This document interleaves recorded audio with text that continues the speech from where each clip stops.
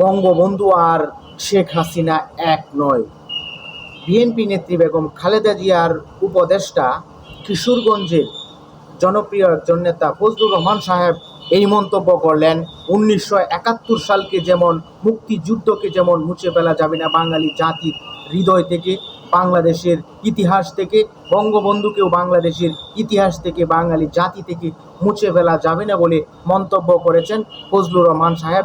তিনি আরও মব বিষয়ে, বাংলাদেশের যে মব জাস্টিস আইন নীতি নিজের হাতে তুলে নেওয়ার মতো ন্যাক্কারজনক ঘটনাগুলো ঘটতেছে, এরও বিভিন্ন সময় মন্তব্য করতেছেন এবং বিভিন্ন সময় বিভিন্ন ধরনের মন্তব্য রাজনৈতিক ব্যক্তিদের বিপক্ষে তিনি করে থাকেন, সেটি আমরা প্রায়ই লক্ষ্য করে থাকি। এই যে ফজলুর রহমানের এই ধরনের বক্তব্যগুলো আসতেছে, এই বক্তব্যের সাথে আপনারা চাইলেও আপনার বক্তব্য মতামত যুক্ত করতে পারেন, জানান।